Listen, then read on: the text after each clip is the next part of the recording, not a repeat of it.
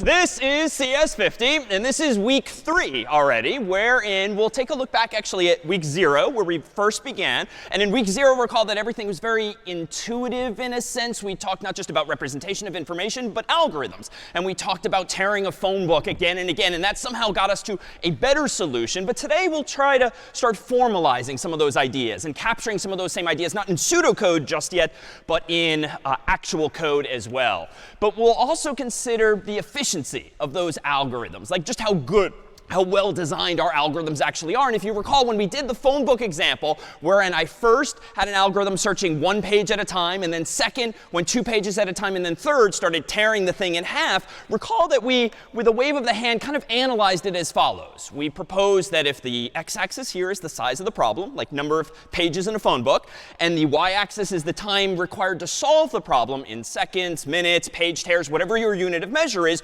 recall that the first algorithm was this straight line, such that if you had n pages in the phone book, it might have this slope of n. And there's this one-to-one relationship between pages and tears.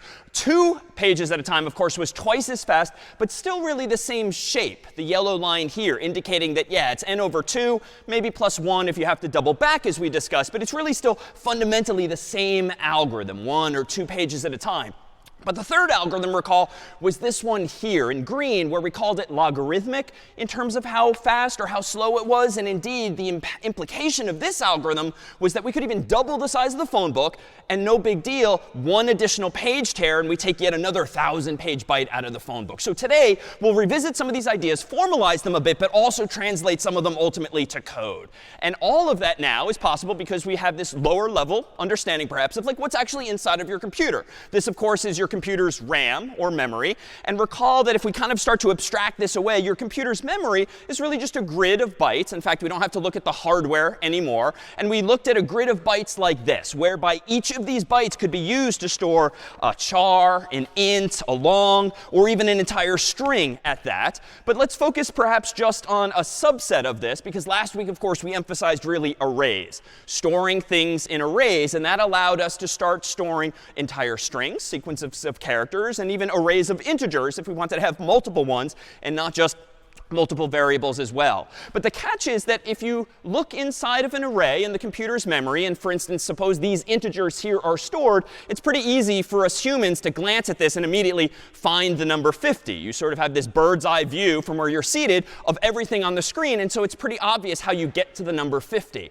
But in the world of computers, of course, it turns out that this is hardware, and computers, for today's purposes, can only do one thing at a time. They can't just take it all in and find instantly some number like 50. So perhaps a decent metaphor is to consider the array of memory inside of your computer really as a sequence of closed doors. And if the computer wants to find some value in an array, it has to do the digital equivalent of opening each of these doors one at a time. Now, how can code do that? Well, of course, we introduced indices or indexes last week, whereby we, by convention, call the first element of an array location 0, the second location 1, the third location 2, and so forth, so-called 0 indexed. And this allowed us to now bridge this conceptual world of like what's going on in memory with actual code, because now we had this square bracket syntax via which we could go searching for something if we so choose. And it turns out if I now paint these red instead of yellow, it would seem that we actually have a pretty good physical metaphor here standing in place for what would be a computer's array of memory if, for instance, you're storing some 7 numbers like that. And so today we begin with a look of a specific type of algorithm. That is for searching. Like searching is all over the place. All of us have probably gone to google.com or some equivalent like already multiple times per day. And getting back answers fast is what companies like Google are really good at.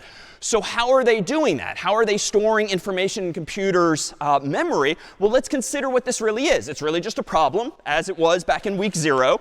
The input, though, to the problem for now might be this array of 7 lockers. So that's the input to the problem, inside of which is a number. And maybe for simplicity now, we just want a yes, no, a true, false answer, a bool, that is to say, of whether or not some number, like 50, is in that array. It's not quite as fancy as Google. That doesn't just tell you, yes, we have search results. It actually gives you the search results. But for now, we'll keep it simple and just output as part of this problem, yes or no, true or false. We have found the number we're looking for given an input like that array. But it turns out, inside of this black box that we keep coming back to, there's all sorts of possible algorithms. And we talked about this at a high level conceptually in week 0 with the phone book. But today, let's consider it a little more concretely by way of a game that some of you might have grown up with, namely Monopoly. And so behind these doors, it turns out, will be hidden some denominations of Monopoly money. But for this, we now have 2 volunteers, if you'd like to greet the world. Hi, I'm Jackson. Yay. Hi, my name is Stephanie. And do you want to say a little something about yourselves, years, house, storm? I'm a first year living in Matthews. Nice. And I'm a first year in Canada. Nice. Well, welcome to our 2 volunteers. So why don't we do this? Would one of you like to volunteer the other to go first? I'll go first. OK. All right, so Stephanie's up first. And behind one of these doors here, we've hidden the Monopoly Money 50. And so we'd like you to find the 50. We'll tell you nothing more about the lockers, but we would like you to execute a certain algorithm. And in fact, I'm going to give you some pseudocode for this. And I'm going to give you the name for it. It's called linear search. And as the name implies, you're pretty much going to end up walking in sort of a straight line. But how are you going to do this? Well, let me propose that in a moment, your first step will be to think kind of like a loop for each door from left to right. What do we want you to do on each iteration? Well, if 50 is behind that door, then we want to go ahead and have you return true and sort of hold up the 50 proudly, if you will, for the group. Otherwise, if you get through that whole loop and you haven't found the number 50, you can just throw up your hands in disappointment. False. You've not found the number 50. So to be clear, step 1 is going to be for each door from left to right. How would you like to begin?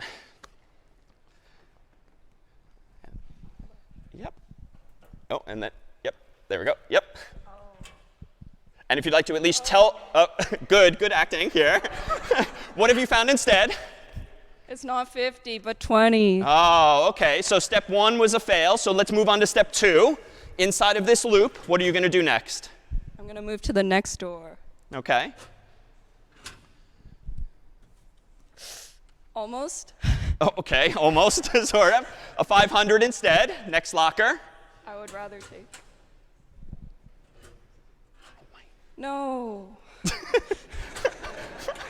OK, we're not telling the audience? That was a 10. OK. So keep going. This is step 3 now. Oh, man. 5, OK. A few more lockers to check.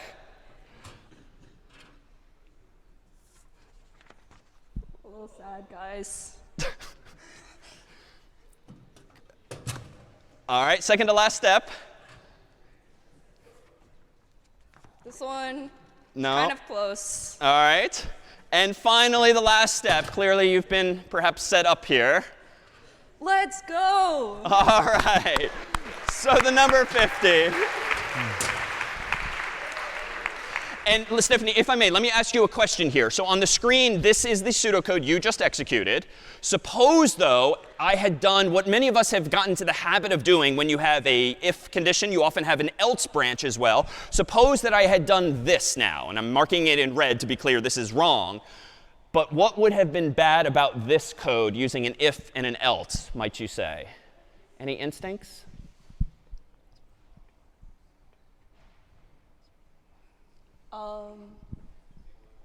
Then you would end up like canceling the code before you found the 50. Yeah, And exactly. we'd just be eternally sad. Indeed, when Stephanie had opened the first locker, she had found 20. 20, of course, is not 50. She would have decreed false, but of course, she hadn't checked all of the rest of the lockers. So that would seem to be a key detail that with this implementation of the pseudocode, we actually do go through as we did and only return false, not even with an else, but just at the end of the loop, such that we only reach that line if we don't return truer earlier than that. Well, let's go ahead and do this. Let me take the mic from you if you'd like to take a seat next to Jackson. Jackson, in just a moment, we'll have you come up. Carter, if you don't mind reorganizing the lockers for us. But in the meantime, let me point out how we might now translate that same idea to code. Pretty high level, pretty English-oriented with that pseudocode. But really now, as of last week, we have syntax via which Stephanie and soon Jackson could treat this locker, this set of lockers, as really indeed an array using bracket notation. So we can now get a little closer in our pseudocode to actual code. And the way a computer scientist, for instance, would translate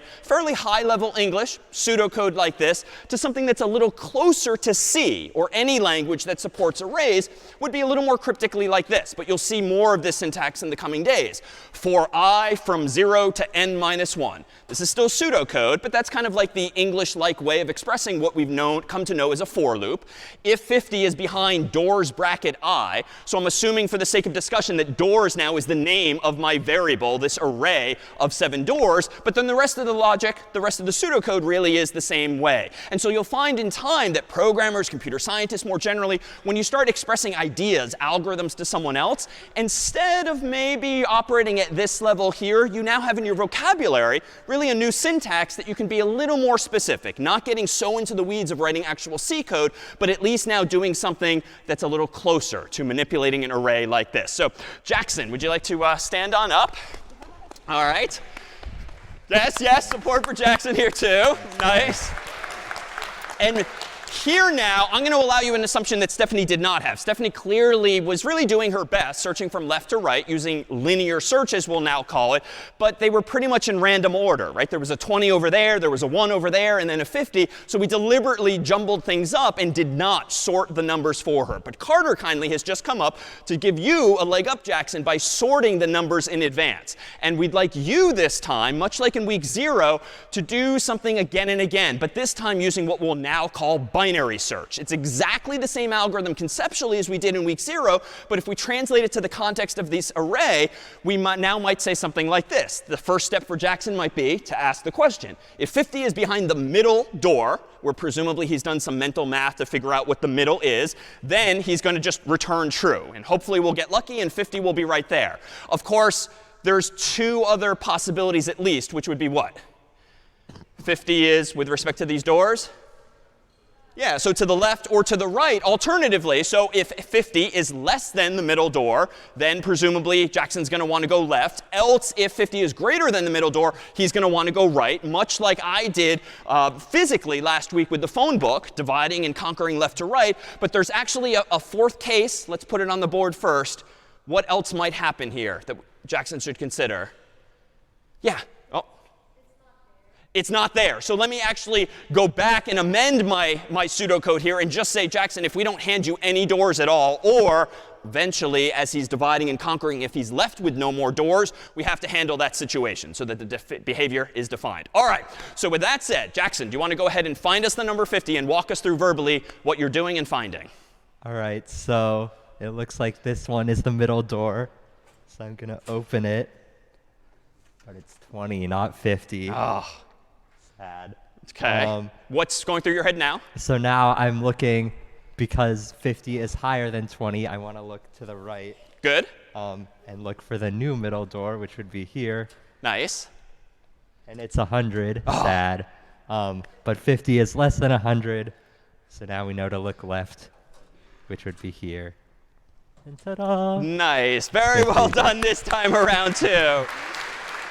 So thank you first to our volunteers here. And in fact, since you're a fan of Monopoly, as we're so informed, we have the Cambridge edition of Monopoly with all your Harvard favorites. Here you go. Thank you so much. Thank you to our volunteers for finding us 50. So That was more popular than we expected. So here we can translate this one more time into something a little closer to code. And again, still pseudocode, but here now might be another formulation of exactly what Jackson just did, just using the nomenclature now of arrays, where you can be a little more precise with your instructions and still leave it to someone else to translate this finally to code. But here we have same question at the beginning. If no doors left, return false. If 50 is behind doors, bracket middle. So I'm assuming here, because this is pseudocode, that somewhere I've done the mental math or the actual math to figure out what the index of middle is. For instance, if these are 7 doors in an array, this would be location 0, 1, 2, 3, 4, 5, 6. So somehow I've taken the total number of doors, 7, divided by 2 to find the middle. That's 3.5. We have to deal with rounding, but suffice it to say there's a well-defined formula for finding the middle index given the total number of lockers, divide by 2, and then round accordingly. So that's presumably what Jackson did just by counting or in his head to find us door number 3. Not the third door, the fourth door, but door bracket 3. So this is just saying if 50 is behind doors bracket middle, return true. That was not the case. He found a $20 bill instead. Else, if 50 is less than the doors bracket middle, go ahead, and now it gets interesting. Search doors 0 through doors middle minus 1.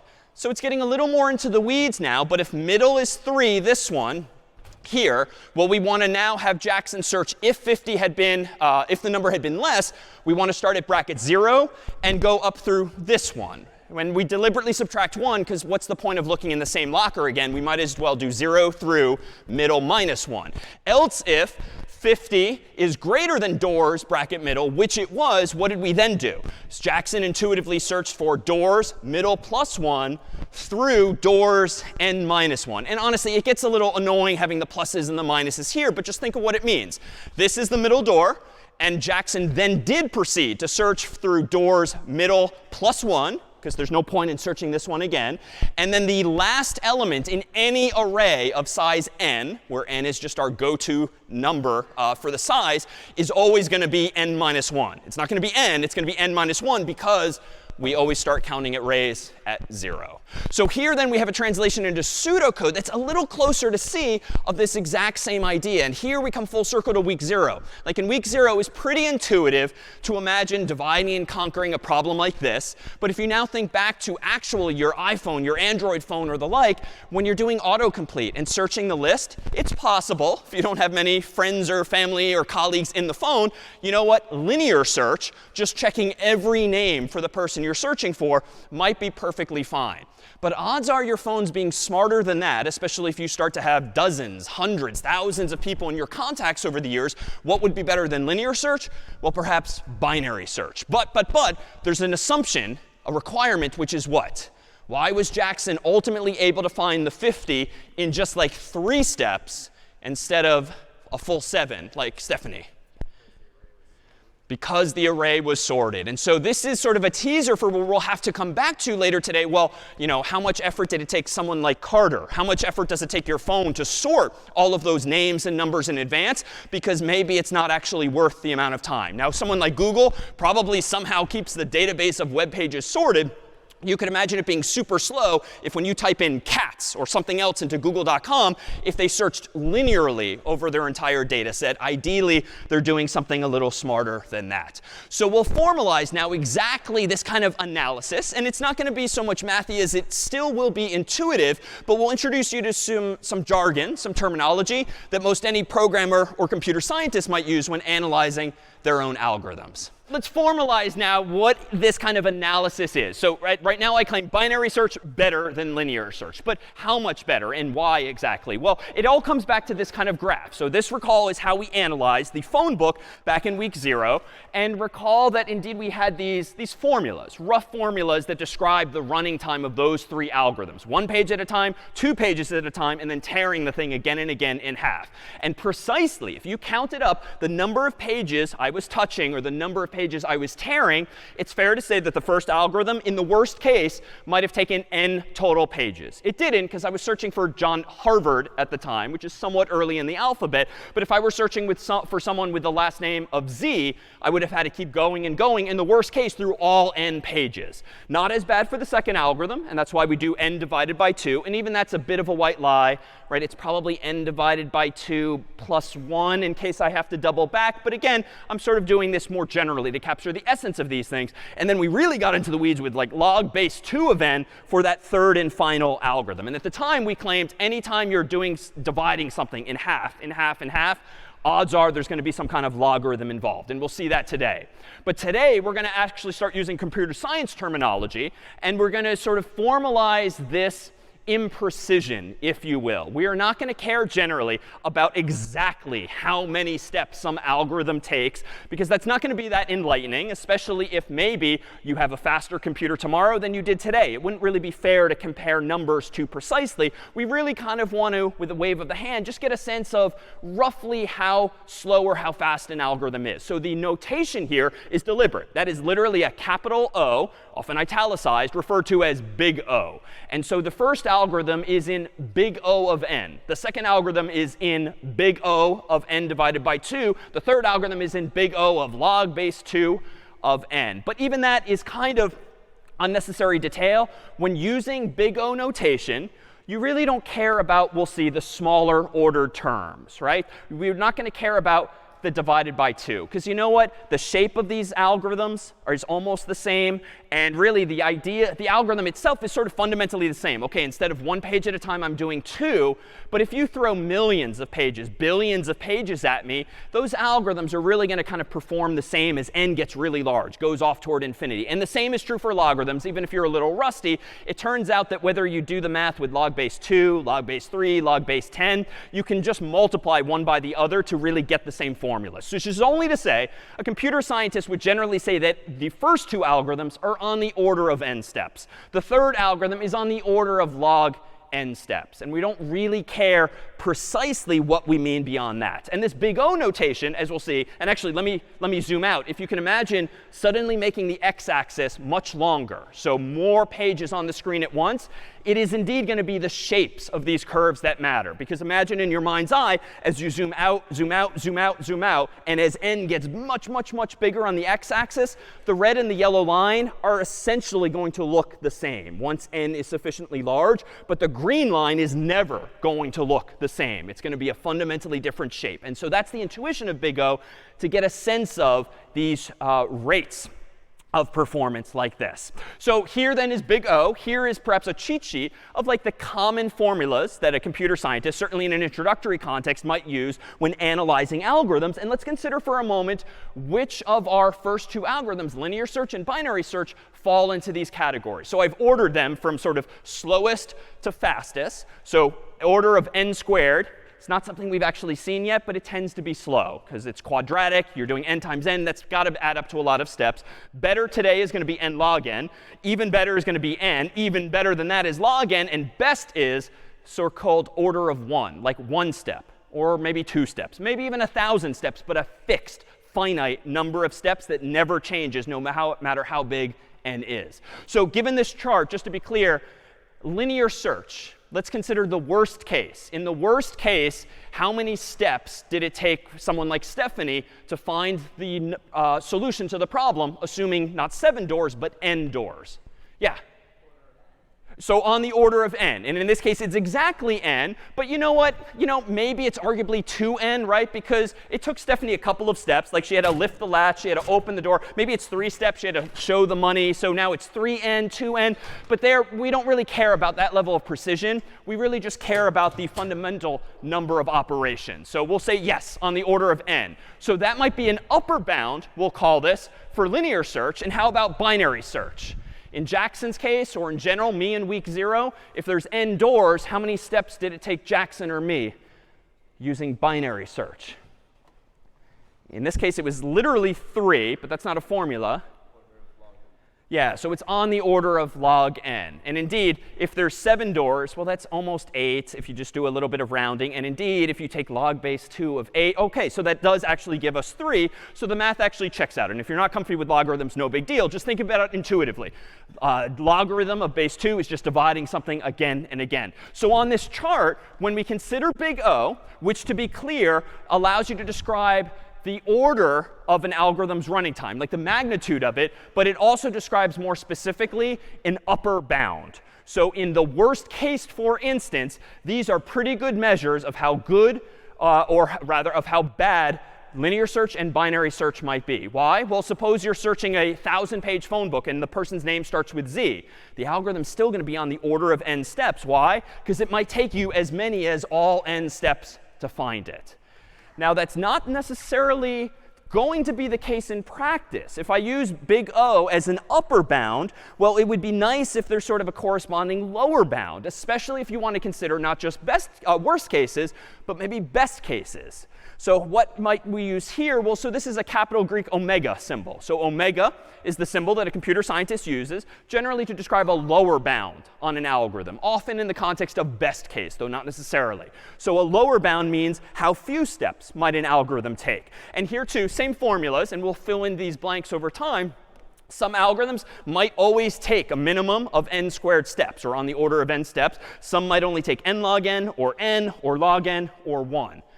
So something like linear search. When Stephanie started with linear search, she didn't get lucky this time on stage, but what if she had and the first door she opened were 50? How might you then describe the lower bound on linear search in this so-called best case using this list of possible answers? Yeah. Yeah, so omega of 1. So in the best case, the lower bound on how many steps it might take linear search to find something might just be 1 step. Why? Because maybe Stephanie had gotten lucky and we had pre-filled these lockers with the numbers in some other order such that she might have opened the first locker and voila, the number 50 could have been there. So a lower bound arguably could indeed be omega of 1 for linear search. And how about now for Jackson? He used binary search, so he dived right into the middle of the problem. But what would be a lower bound on binary search using this logic? Yeah. Yeah, so again, omega of 1. Why? Because maybe he just gets lucky. And indeed, right in the middle of the lockers could have been the number 50. It wasn't. And so more germane in Jackson's actual practice would have been the big O discussion. But big O and omega, upper bound and lower bound, just allow a computer scientist to kind of wrestle with what could happen maybe in the worst case, what can happen in the best case, and you can even get even more precise, like the average case or the like. And this is indeed what engineers might do at a whiteboard in a company, in a university, when designing an algorithm and trying to make arguments as to like why their algorithm is better than someone else's by way of these kinds of analyses. And just so you've seen it, it turns out that if some algorithm happens to have an identical upper bound and lower bound, you can actually use a capital Greek theta as well. And this is the last of the Greek symbols today. But a Greek theta indicates a coincidence of both upper bound and lower bound. That is, they are one and the same. That was not the case for our discussion a second ago of linear search, not the case for binary search, but you could use the same kinds of formulas if it turns out that your upper bound and lower bound are the same. So for instance, if I were to count everyone, like literally in this room, 1, 2, 3, 4, 5, 6, and so forth, you could actually say that counting in that way is in theta of n, right? Because in the best case, it's going to take me n points at the people in the audience. In the worst case, it's going to take me n. It's always going to take me n steps if I want to count everyone in the room. You can't really do better than that unless you skip people. So that would be an example off the cuff of something where theta is instead germane. Are any questions now on big O, on omega, or theta, which are now just more formal tools in the toolkit for talking about the design of our algorithms? Any questions? No? Seeing none? Yeah, oh, is this yes? No? OK, so we're good. So let's go ahead and translate this perhaps to some actual code. Let me go over to VS Code here, and let's see if we can't now translate some of these ideas to some actual code. Not so much using new syntax yet. We're going to still operate in this world of arrays like last week. So let me go ahead and create a program called search.c by executing code space search.c in my terminal. And then up here, let's go ahead and include our usual. So include CS50.h so I can get some input. Include standard.io.h so I can print some output. We'll do int main void, which the meaning of which we did start to tease apart last week. The fact that it's void again today just means no command line arguments. And let me go ahead and do this. let me go ahead and declare, just for discussion's sake, a static array, like an array that never changes. And the syntax for this is going to be give me an array called numbers using the square bracket notation. And I'm going to immediately initialize it to 20, 500, 10, 5, 100, 1, and 50, reminiscent of those same denominations as before. So this is a slightly new syntax that we've perhaps not seen. And the curly braces here, which are different from for loops and while loops and functions, just tell the compiler, please give me an array of whatever size this is containing those numbers left to right. I could alternatively use last week's syntax of saying something like this. Let's see, 1, 2, 3, 4, 5, 6, 7 denominations. I could alternatively do this. And then I could say numbers bracket 0 equals 20, numbers bracket 1 equals 500. And I could do this 5 more times. That's just a little tedious. If you know the numbers in advance, you don't have to tell the compiler how many there are. You can just let it figure it out that your numbers will be 20, 500, 10, 5, 100, 1, and 50. So this is how you statically define an array. All right, let me just go ahead and ask the user now for a number. We'll call it n by using getInt and prompting them for a number. So nothing new there. And now let me go ahead and implement linear search. And the pseudocode we had for this before used some array-like notation. Let me go ahead then and start similarly. For int I, and you almost always start counting at I by convention, so that's perhaps a good starting point. I'm going to do this so long as I is less than 7. Not the best design to hard code the 7, but this is just for demonstration's sake for now, because I know how many numbers I put in there. And then I'm going to do I++. So now I have the beginnings of a loop that will just allow me to iterate over the entire array. And let me ask this. If the current number at location I equals n, which is the number the human typed in, then let's go ahead and do something simple like printf, quote unquote, found, \n. And then, per our discussion last week, to indicate that this is successful, I'm going to return 0 if I found it. And if I don't find it, I'm just going to go down here and by default say not found, \n. And just for convention, just for good measure, per convention, I'll return 1, or really any value other than 0. 0, recall, means success, and any other integer tends to mean error of some sort, irrespective of the number I'm looking for. So just to revisit, the only thing that's new here is this syntax for creating an array of 7 numbers, these numbers. And then after that, we have really highlighted here an implementation of linear search. I mean, this is the C version, I dare say, of what Stephanie did on the board, whereas now the array is called numbers instead of doors. But I think it's pretty much the same. Let me go ahead and open my terminal window and run make search. Seems to compile OK, /search. And let's go ahead and search for a number. We'll start with what we did before, 50. And it's found. Let's go ahead and run it again, /search. Let's search for maybe 20 at the beginning. That one, too, is found. Let's run it one more time, searching for like 1,000, which is not among the denominations. And that one, indeed, is not found. So we've taken an idea from week 0, now formalized in week 3, and just translated it now to code. Questions on this implementation of linear search? Linear search. Nothing. Oh.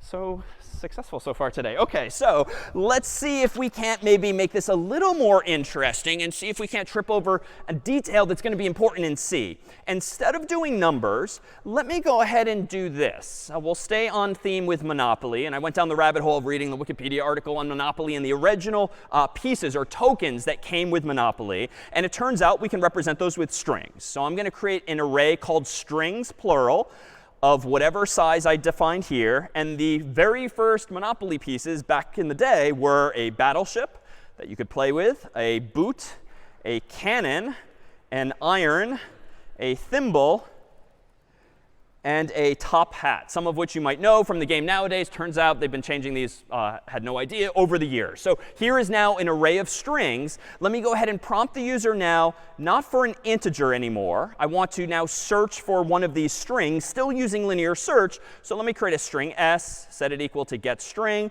prompt the user for a string to search for. And then I think my code here is almost the same, except for one detail. I now have an array called strings. I now have a variable called s. But it turns out, for reasons we'll explore in more detail next week, this line of code is not going to work. And it turns out the reason has to do with what we discussed last week of like what a string really is. And what is a string again? A string is an array. And it turns out, though, that equals equals is not going to generously compare all of the characters in an array for you just because you use equal equals. It turns out it's not going to compare every letter. And so thankfully, there is in the string library that we introduced last week a solution to this problem. The reason for the problem we'll explore in more detail next week. But for now, just know that when you want to compare strings in C, especially if you've come into the class knowing a bit of Java or Python or some other language, you cannot use equals equals. Even though you could in Scratch, you cannot in C. So what I have to actually do here is this. I have to ask the question, does the return value of a function called strCompare or strcomp equal 0 when passed in the current string and that user input? So if you read the documentation for this function called strCompare, you'll see that it takes two strings as input, first one and second one.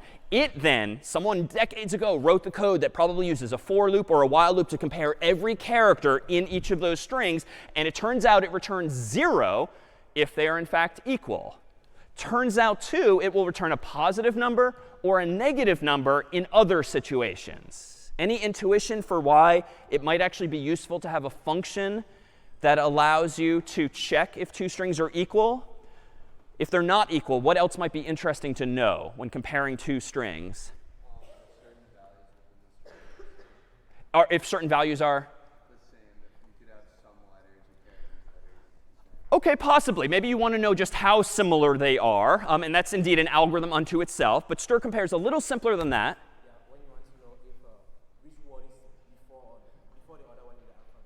Exactly. If you're trying to like alphabetize a whole list of strings, just like your phone probably is for your contacts or address book, it turns out that strCompare will actually return a positive number or a negative number or a 0 based on whether maybe it comes alphabetically first or later or in fact equal. So that can be a useful thing. And that's just a teaser for a lower level explanation that we'll see next week. So now let me cross my fingers and see if I got this right. Let me go ahead and do make search. Did compile, OK, albeit slowly, /search. And let's search for something like the thimble. And we see that that's indeed found. Otherwise, let's search for something that I know isn't there, like a race car, which was there when I grew up. But, segmentation fault, core dumped. And actually, some of you have tripped over this error before. Anyone want to admit seeing this? So yeah, not something we've talked about. And honestly, not something I intended just now. But that, too, we'll see next week. Any intuition for why my program just broke? I didn't really change the logic. It's still linear search. Let me hide the terminal so you can see all of the code at once. The only thing I did was switch from integers to strings. And I switched to strCompare here. But segmentation fault happened. And the teaser is that that somehow relates to the computer's memory. Yeah? Yeah, and this is subtle, but spot on. So 1, 2, 3, 4, 5, 6 elements total in this array versus the 7 numbers of monopoly denominations that we had earlier. And this is where, see, sort of case in point, this came back to bite me. The fact that I hard-coded this value as opposed to maybe separating it out as a constant or declaring it higher up kind of bit me here, because now I'm iterating over an array of size 6. But clearly, I'm going one step too far, because I'm literally going to iterate 7 times, not 6. So it's as though I'm looking at memory that's over here. And indeed, next week, we'll focus on memory. And that's just a bad thing. So odds are, not even seeing your code from this past week, if any of you have had segmentation faults, odds are you touched memory that you shouldn't have. You maybe looped too many times. You might have used a negative number to get into your array. In general, you touched memory that you shouldn't have. And you touched a segment of memory that you shouldn't have. The fix, though, at least in my case, is simple. Just don't do that. So let me go ahead and recompile this. Make search, /search. And I'll search again for race car. Enter. And now it does not crash, but it does tell me it's not found. So subtle, but something you might yourself have tripped over already. Questions, then, on what I just did, intentionally or otherwise? Yeah, in front.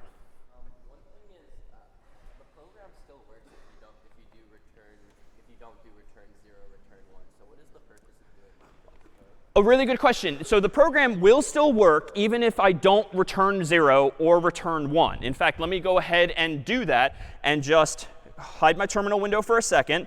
Let's get rid of the return here. Let's get rid of the return here. However, watch what happens here. Let me go ahead and recompile this, make search. Let me scroll up in my code here. Let me go ahead and do /search. And let me go ahead and search for the first thing in the list, battleship. So I know that this should be found. I hit enter. Huh, interesting. So it's saying found, not found. But do you see why logically in this case? Exactly. So the loop is still running. So there's a couple of solutions to this. I could, for instance, somehow break out of the code here, but that's going to still result in line 18 executing. I could then instead just return here. I don't strictly need to return 1 down at the bottom, but I made this claim last week that it tends to be helpful as your programs get more sophisticated to at least signify, just like a real world programmer, error codes when something goes wrong. So returning 0 in main is the easiest way to signify my code is done. I'm ready to exit successfully. That's it. But down here, I could absolutely still return 0 because it's not a huge deal. It's not really an error that deserves annoying the user with some kind of pop-up that something went wrong. But return 1 is just a lower level way of signaling, it didn't really find what I was looking for. And remember from last week, you can see this as follows. If I recompile this again, now that I've reverted those changes, so make search, and if I do /search and search for battleship, which is indeed found, recall I can execute this magical command echo $? Which you're not going to often execute, but it shows you what main returned. If I run search again and search for race car, which is not found, I see not found, but I can also run this command again and see that, oh, it returned 1. So now if you fast forward a few months, a few years, when you're actually writing code in a company or for larger projects, you might want to be automating software. You might not want the human to necessarily be running it manually. You might want code to be automated by some nightly process or something like that. Using these exit codes, can a program determine yes or no that other code succeeded or failed? Other questions on linear search in this way? No? All right, well, let's translate this to one other feature of C here by incorporating these two ideas now into one other program. So I'm going to create a phone book in C by doing code space phonebook.c. And let's combine some of these ideas and implement this notion of like searching a phone book for an actual name and getting back a number. So I'm going to go ahead and quickly include some of the same things, CS50.h so we can get input, standard.io.h so we can print output, and I'm going to preemptively include string.h in case we need that one as well. Int main void, no need for command line arguments today. And let me give myself now an array of names for this phone book. So string names equals, and then in curly braces, how about Carter will be one person in the phone book, and David, myself, will be the other. So we'll keep it short so we don't have to type too many names. But this is a phone book with 2 people thus far. Suppose now we want to also store Carter's phone number in mine. So it's not just saying found or not found. It's literally looking up our phone numbers like a proper phone book. Well, at the moment, there's really no way to do this. I could do something hackish, like I could put a number like 617-495-1000 after Carter. I could maybe do something like 949-468-2750 after me. But now you're kind of doing the whole apples and oranges thing, right? Like now it's not strings. It's a string int. All right, so maybe I could just make all of these strings. But now it's just a conceptual mixing of apples and oranges. Like, yes, that's an array of 4 strings. But now you're on the honor system to know that the first string is a name, the second string is a number, the third string is, like, you can do it, but it's a bit of a hack, so to speak. So what might be cleaner than this? Instead of combining our phone numbers into the same array as our names, what else might we do that's perhaps a little better? Say a little louder. A 2D array, possibly something we could do. I'm going to keep it even simpler now because we haven't used those by name, even though that is, we saw last week, technically what argv is. What else could I do if I want to store names and numbers? Yeah. Yeah, let me go with this suggestion. Just it's a little simpler. Rather than complicate things in literally different dimensions, let me go ahead and do string.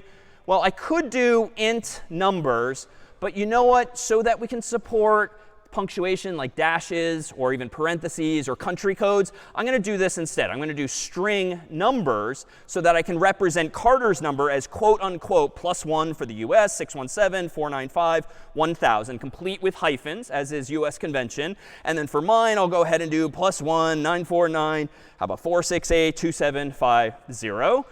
Semicolon. And now down below, let's actually enable the user to search this phone book. Just like in week 0, we did.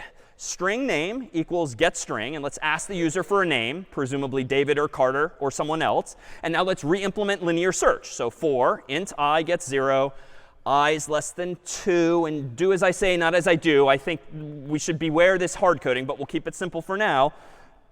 I++, and then in this for loop, I think we have all of the ingredients to solve this. So if the return value of stir compare of all of the names, bracket I, comparing against the name that the human typed in, if all of that equals 0, that is, all of the characters in those two strings are equal, then I think we can go ahead and say found, just like last time. But you know what? Let's actually print Carter's or my phone number. So found %s, and we'll plug in numbers, bracket I.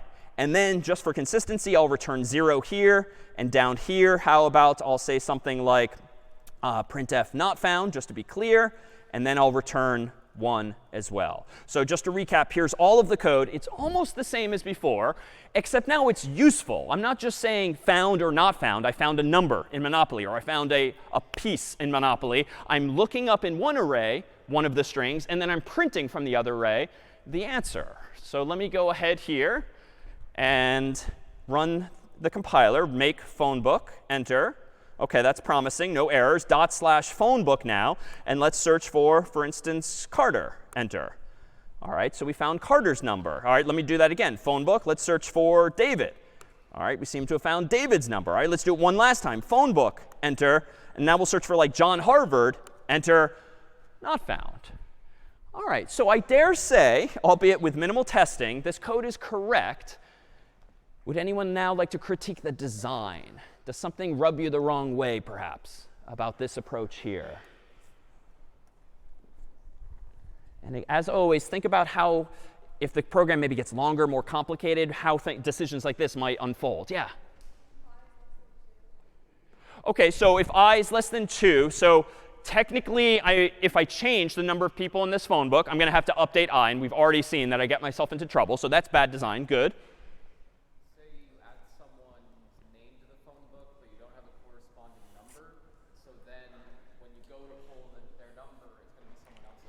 Yeah, so again, I'm sort of trusting myself not to screw up. If I add John or anyone else to the first array, but I forget to add their number to the second array, eventually things are going to drift and be inconsistent, and then the code will be incorrect at that point. So sort of a poor design setting me up for future failure, if you will. Other thoughts? Yeah.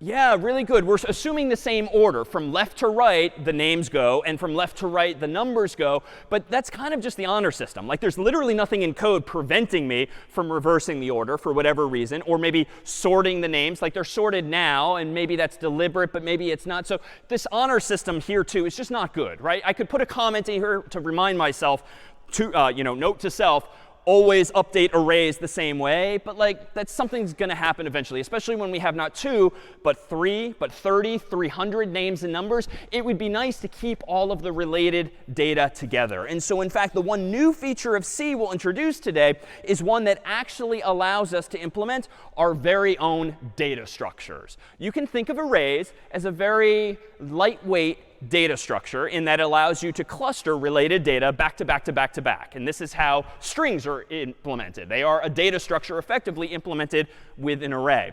But with C and with other languages, it turns out you can invent your own data types, whether they're one-dimensional, two-dimensional even, or beyond. And with C, can you specifically create your own types that have their own names. So for instance, wouldn't it have been nice if C came with not just char and int and float and long and others? Wouldn't it be nice if C came with a data type called person? And ideally, a person would have a name and a number. Now, that's a little naive and unrealistic. Like, why would they define a person to have just those two fields? Certainly, people could have disagreed what a person is. So they leave it to us. Like, the authors of C gave us all of these primitives, ints and floats and strings and so forth. But it's up to us now to use those in a more interesting way so that we can create an array of person variables, if you will, inside of an array called people, just to pluralize it here. So how are we going to do this? Well, for now, let's just stipulate that a person in the world will have a name and a number. That we could argue all day long what else a person should have, and that's fine. You can invent your own person eventually. At the moment, I'm using just two variables to define a person's name and number. But wouldn't it be nice to encapsulate, that is, combine these two data types into a new and improved data type called person? And the syntax for that is going to be this. So it's a bit of a mouthful, but you can perhaps infer what some of this is doing here. So it turns out C has a keyword called typedef. As the name kind of suggests, this allows you to define your own type. Struct is an indication that it's a structure. It's like a structure that has multiple values inside of it that you are trying to define. And then at the very bottom here, outside of the curly braces, is the name of the type that you want to create. So you don't have discretion over using typedef or struct in this particular case, but you can name the thing whatever you want. And you can put anything in the structure that you want as well. And as soon as this semicolon is executed at the bottom of the code, every line thereafter can now have access to a person data type, whether as a single variable or as an entire array. So if I want to build on this then, let me go ahead and do this. Let me go back to my C code here, and I'm going to go ahead and change just a couple of things. Let's go ahead and do this. I'm going to go ahead and first get rid of those two hard-coded arrays. And let me go ahead and at the top of my file, invent this type. So typedef struct. Inside of it will be a string name and then a string number. And then the name of this structure will be person. And best practice would have me define it at the very top of my file so that any of my functions, in fact, could use it, even though I just have main in this case. Now, if I wanted, I could do this, like person p1 and person p2. But we know from last week, like that already is bad design. If you want to have multiple instances of the same type of variable, we should probably use what instead? Yeah, an array. So let me not even go down that road. Let me instead just do this. Person will be the type of the array, but I'm going to call it, I could call it persons, but in English we typically say people. So I'll call the array people, and I want two people to exist in this array, though I could certainly change that number to be anything I want. How now do you put a name inside of a person and then put the number inside of that same person? Well, slightly new syntax today. I'm going to go ahead and say this. People bracket 0 just gives me the first person in the array. That's not new. But if you want to go inside of that person in memory, you use a dot, and then you just specify the name of the attribute therein. So if I want to set the first person's name to Carter, I just use that so-called dot notation. And then if I want to set Carter's number using dot notation, I would do this, +1 617 495 1000. And then if I want to do the same for myself, I would now do people bracket 1 dot name equals quote unquote David. And then people bracket 1 still dot number equals quote unquote +1 949 468 2750. And now at the bottom of my file, I think my logic can pretty much stay the same. I can still, on this line here, prompt the user for the name of the person they want to look up. For now, even though I admit it's not the best design, I'm just doing this for demonstration's sake, I'm going to leave the 2 there because I know I have 2 people. But down here, this is going to have to change. I don't want to compare names bracket I anymore. What do I want to type here as the first argument to stir compare? What do I want to do here? Yeah. So people I dot name. Yeah, so I want to go into the people array at the ith location, because that's what my loop is doing. It's updating I again and again, and then look at name. And that's good. I think now I need to change this too. What do I want to print if the person is found? Someone else? what do I want to print here? If I found the person's name? Yeah. Say a little louder. Perfect. So people bracket I dot number, if indeed I want to print the corresponding number to this person. And then I think the rest of my code can stay the same. So let me go ahead and rerun make phone book to recompile this version. So far, so good. /phone book. Let's go ahead and type in Carter's name, found. All right, let's go ahead and run it again. David's name, found. Let's go ahead and run it one more time. So type in John Harvard, for instance, not found in this case. So fundamentally, the code isn't all that different. Linear search is still behaving the same way. And I admit this is kind of ugly looking. Like we've kind of made a 2-line solution like 5 lines of code now. But if we fast forward a week or two, when we start saving information to files, we'll introduce you to files like CSV files, comma separated values, or spreadsheet files, which you've surely opened on your Mac or PC at some point in the past. Suffice it to say, we'll soon learn techniques for storing information like names and numbers in files. And at that point, we're not going to do any of this hackish sort of hard coding of the number 2 and manually typing my name and Carter's name and number into our program. We'll read the information dynamically from a file. And in a few weeks, we'll read it dynamically from a database instead. But this is, for now, just syntactically how we can create an array of size 2 containing 1 person each. We can update the name and number of the first person, update the name and the number of the second person, and then later search across those names and print out the corresponding numbers. And in this sense, this is a better design. Why? Because my person data type encapsulates now everything that it means to be a person, at least in this narrow world. And if I want to add something to the notion of a person, for instance, I could go up to my typedef and tomorrow add an address to every person and start reading that in as well. And now it's not the honor system. It's not a names array, a numbers array, an addresses array, and everything else you might imagine related to a person. It's all encapsulated, which is a term of art, inside of the same type. Reminiscent, if some of you have programmed before, of something called object-oriented programming, but we're not there yet. C is not that. Questions on this use of struct or this new syntax? The dot operator being really the juicy part here.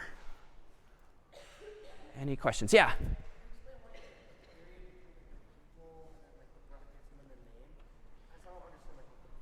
On what line number? 16. So yes, so syntactically, we introduced the square brackets last week. So doing people bracket 0 just means go to the first person in the array. That was like when Stephanie literally opened this door. That's doors bracket 0, but this is, of course, people bracket 0 instead. Today, the dot is a new piece of syntax. It means go inside of that person in memory and look at the name therein and set it equal to Carter and do the same for number. So that's all. It's like open the locker door, go inside of it, and check or set the name and the number. Yeah?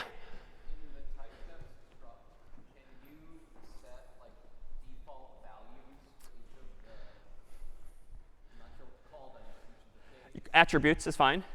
Good question. In the struct, can you set default values? Short answer, no. And this is where C becomes less featureful than more modern languages like Python and Java and others, where you can, in fact, do that. So when we transition to Python in a few weeks' time, we'll see how we can start solving problems like that. But for now, it's up to you to initialize name and number to something. Yeah?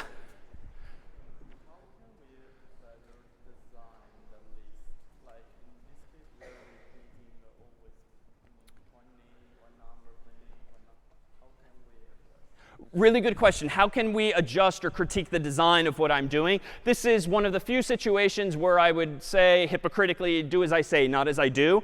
I am using pretty ugly lines like this just to introduce the syntax. But my claim pedagogically today is that eventually when we start storing names and numbers or other things in files or in databases, you won't have this redundancy. You'll have 1 line of code or 2 lines of code that read the information from the file or database and then fill the entire array with that data. For now, I'm just doing it manually so as to keep our focus only on the new syntax, but that's it. So forgive the bad design by design today. Other questions on this? All right. That's been a lot already. Why don't we go ahead and take our 10-minute break with snacks first? We have some delightful brownies in the lobby. All right. We are back, and up until now, it clearly seems to be a good thing if your data is sorted, because you can use binary search. You know a little more, something more about the data. But it turns out that sorting in and of itself is kind of a problem to solve too. And you might think, well, if sorting is going to be pretty fast, we absolutely should do it before we start searching, because that'll just speed up all of our searches. But if sorting is slow, that kind of invites the question, well, should we bother sorting our data if we're only going to search the data maybe once, maybe twice? And so here is going to be potentially a trade-off. So let's consider what it means really to sort data. In our case, it's just going to be simple and use numbers, but it might, in the case of the Googles of the world, be actual web pages or persons or the like. So here is our typical picture for sorting input, for solving any problem. Input at left and output at right. The input to our sort problem is going to be some unsorted set of values, and the output ideally will be the same set of values sorted. And if we do this concretely, let's suppose that we want to go about sorting this list of numbers: 7, 2, 5, 4, 1, 6, 0, 3. So it's all of the numbers from 0 to 7, but they're somehow jumbled up randomly. That's going to be the input to the problem, and the goal is now to sort those so that you indeed get out 0, 1, 2, 3, 4, 5, 6, 7 instead. So it turns out there's lots of different ways we can actually sort numbers like these here. And in fact, just to complement our search example earlier, could we perhaps quickly get some 8 volunteers to come up if you're comfortable appearing on the internet? If you want to do 1, OK, 2, 3, 4, 5, 6, 7, 8. How about? All right, come on down. All right.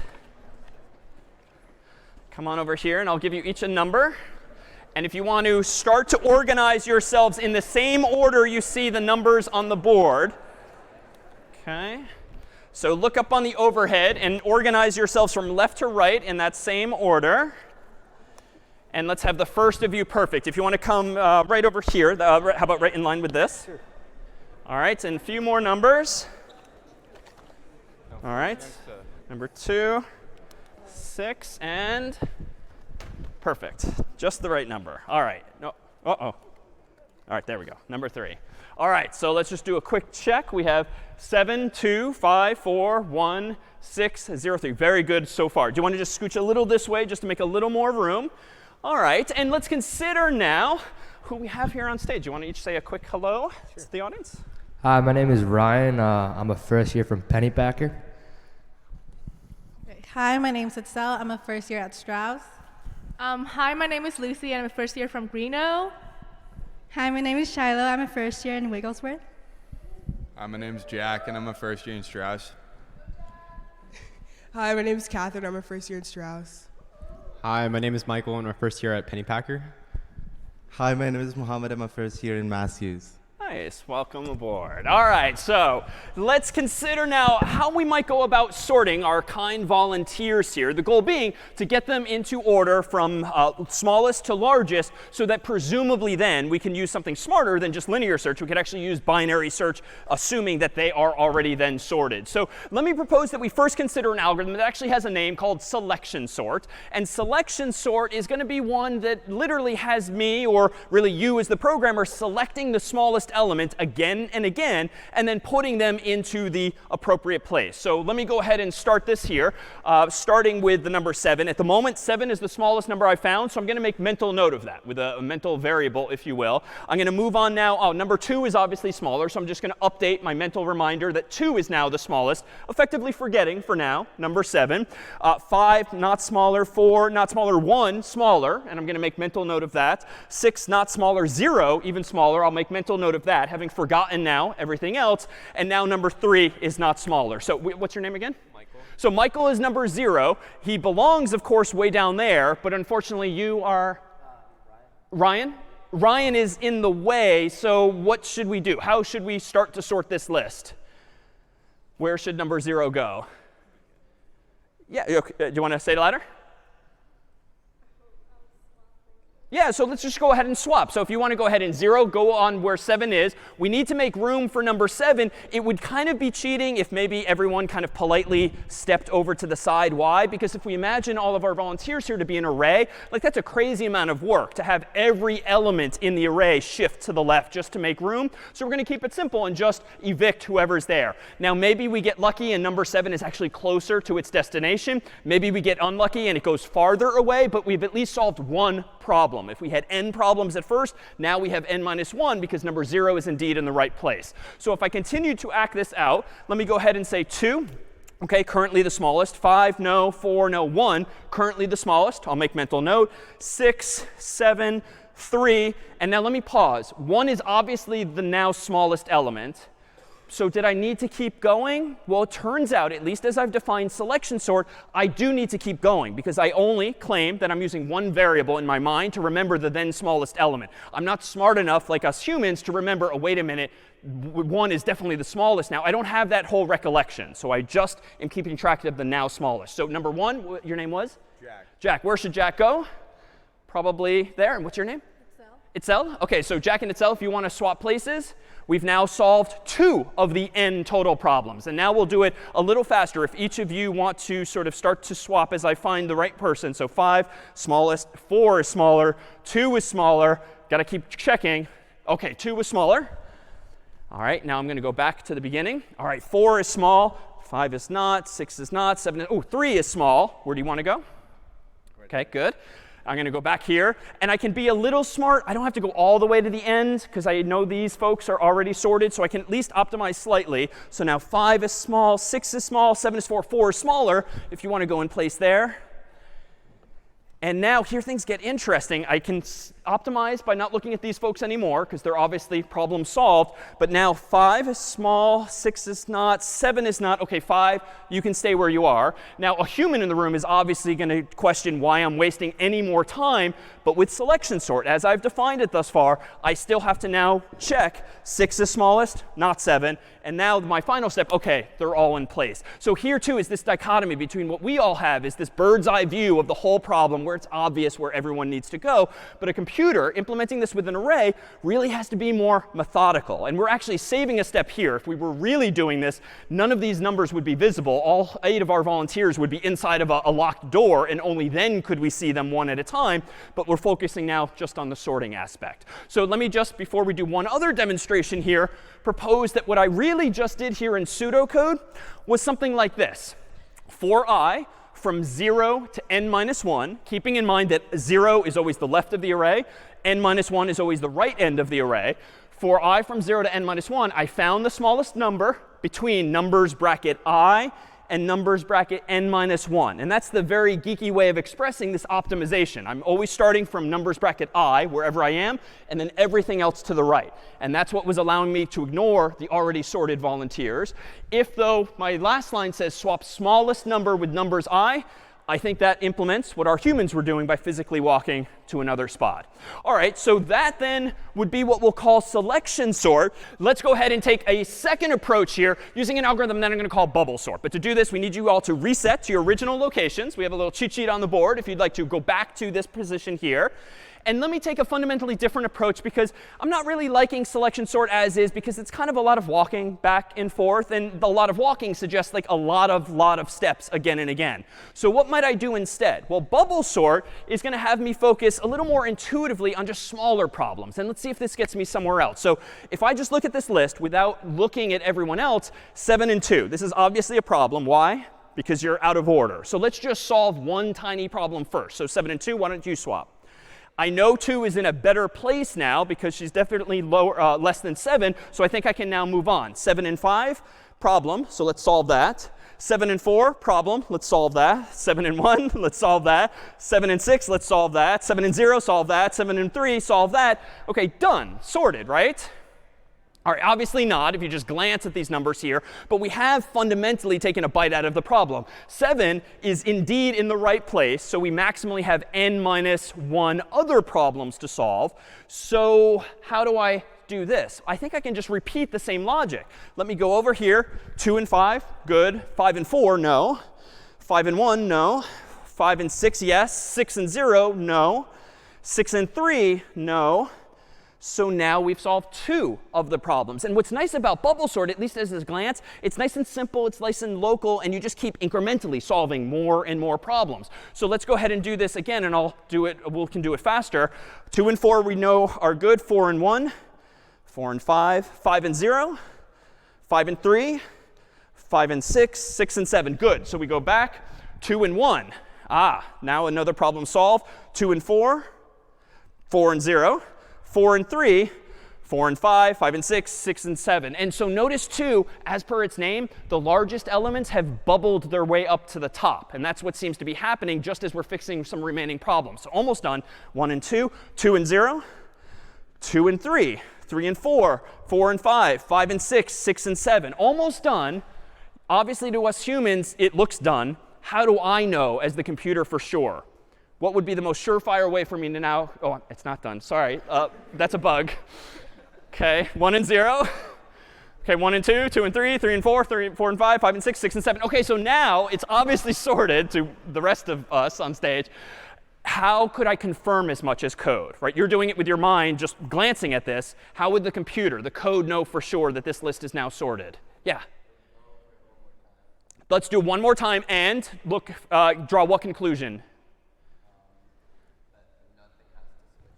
Yeah, let's do it one more time, even though it's a little wasteful. But logically, if I go through the whole list, comparing pairs again, again, and again, and I don't do any work that time, now it's obviously logically safe to just stop, because otherwise I'm wasting my time doing the same thing again and again if no one's actually moving. So I'm afraid we don't have Monopoly games for all of you, but we do have 8 stress balls. And a round of applause, if we could, for our volunteers.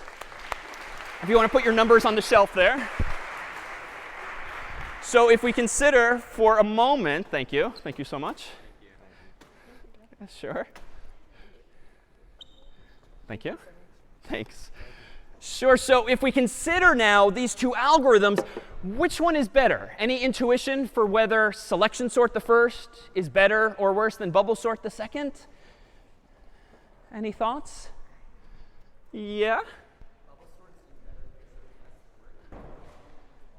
OK.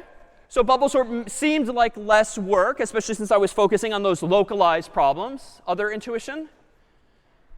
Selection sort versus bubble sort? Well, let me propose that we try to quantize this so we can actually analyze it in some way. And this is not an exercise we'll do constantly for lots of algorithms, but these are pretty representative of algorithms, so we can wrap our minds around, indeed, the performance or the design of these things. So here is my pseudocode for selection sort, whereby, as per its name, I just iteratively select the next smallest element again and again.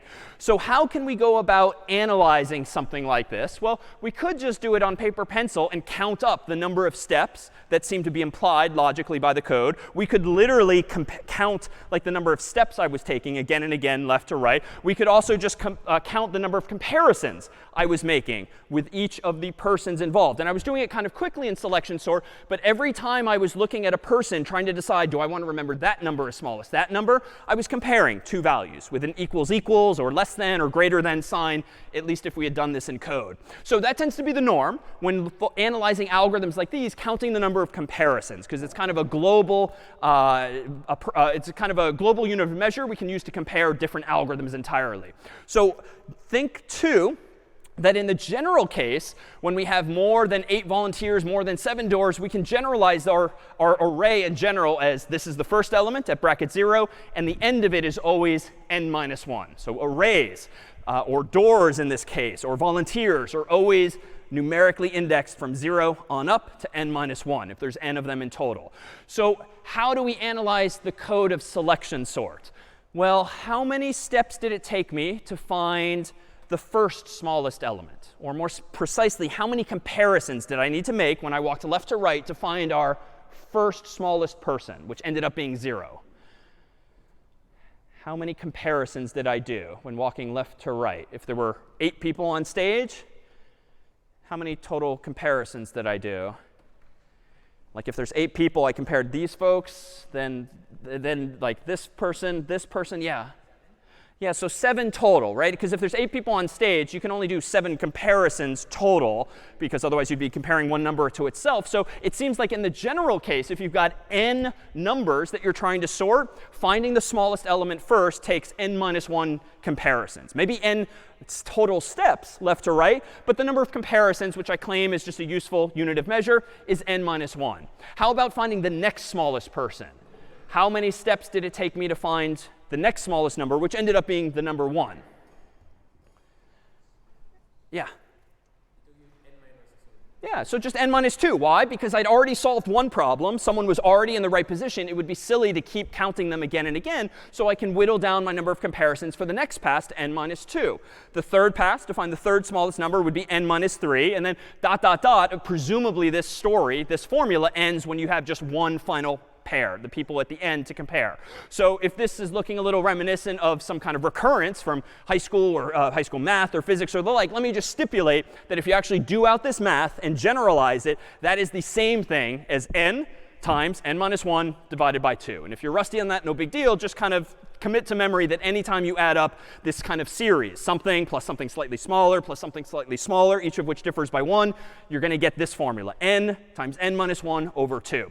If we, of course, multiply that out, that's really n squared minus n all divided by 2. If we keep multiplying it out, that's n squared divided by 2 minus n over 2. And now we have kind of a vocabulary with which we can talk about the efficiency, the design of this algorithm. But honestly, I don't really care about this level of precision, like n squared divided by 2 minus n divided by 2. As n gets really large, which of these symbols, which of these terms is really going to dominate, become the biggest influencer on the total value of steps?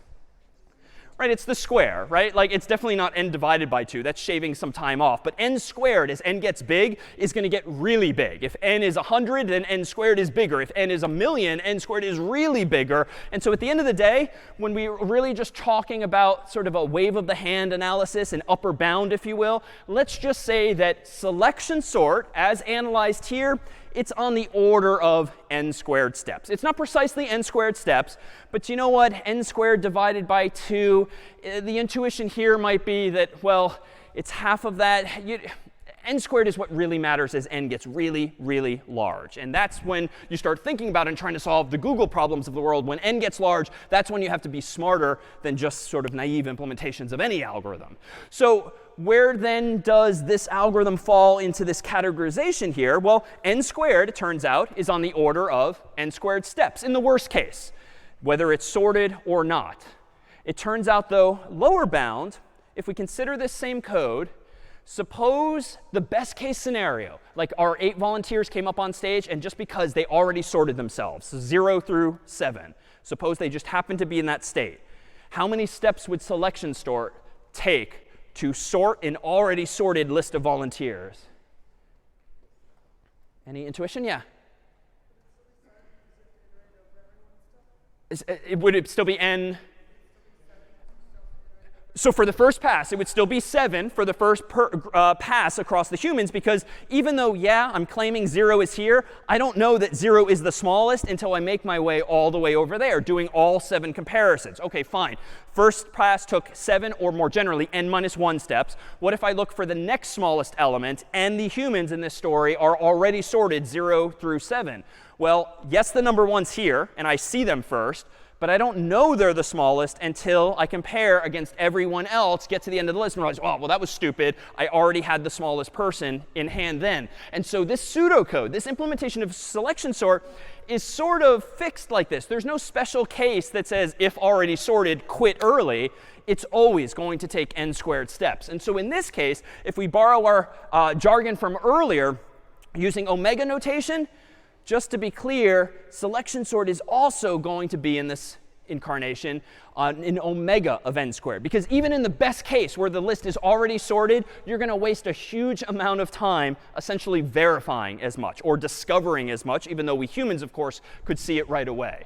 So selection sort would seem to take both n squared steps in the worst case n squared steps in the best case. And so you know what? We can use our theta terminology for that. Here would be an algorithm, just like counting earlier, that always takes n squared steps, no matter whether the array is sorted or not from the get-go. All right, so hopefully we can do better. And someone proposed earlier that bubble sort felt like it was using fewer steps. Well, let's consider that next. With bubble sort, we had this pseudocode, I claim, whereby, let's focus on the inside of the code first. Down here, what was I doing? For I from 0 to n minus 2. That's curious. We've never seen n minus 2 before, but I asked this question. If numbers bracket I and numbers bracket I plus 1 are out of order, swap them. So that was when I was pointing at our first two volunteers here. I saw that they were out of order, so I swapped them. How come I'm doing that again and again up to n minus 2, though, instead of n minus 1, which we've always used up until now as our rightmost boundary? Any intuition for why I'm doing this from 0 to n minus 2? Yeah.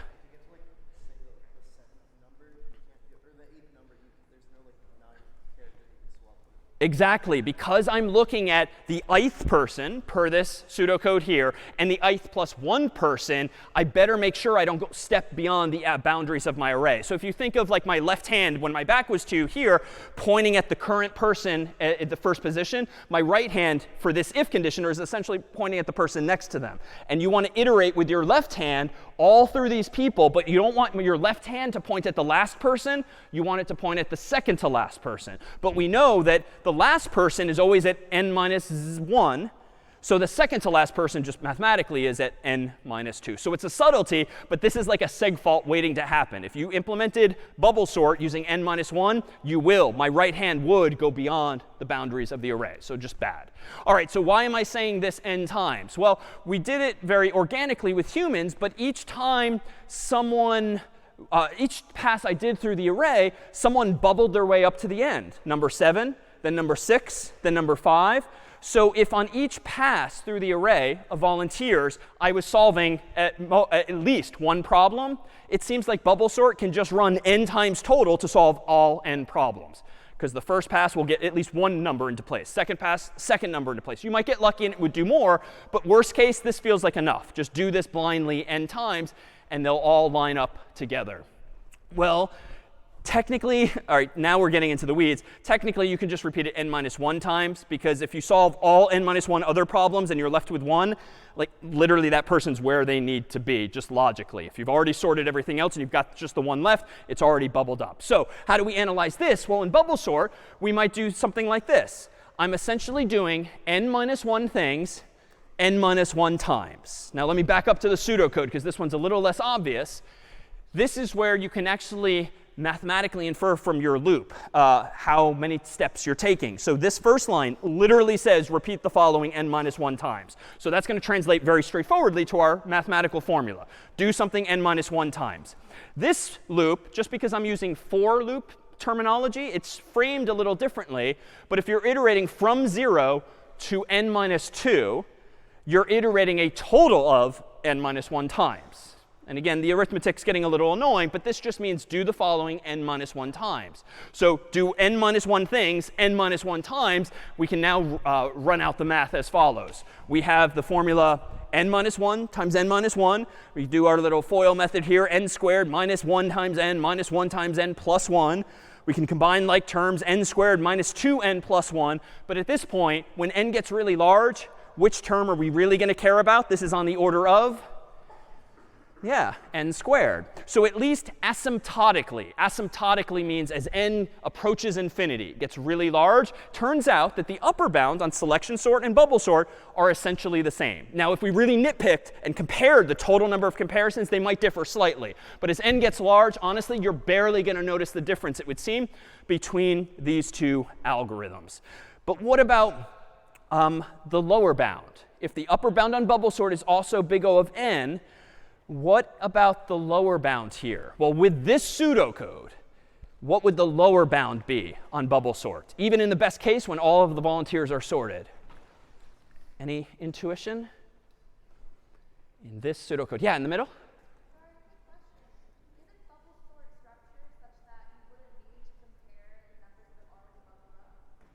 Good question. Isn't bubble sorts designed such that you wouldn't need to compare numbers that have already bubbled up? That's what's happening here in the middle implicitly. I'm always going from left to right.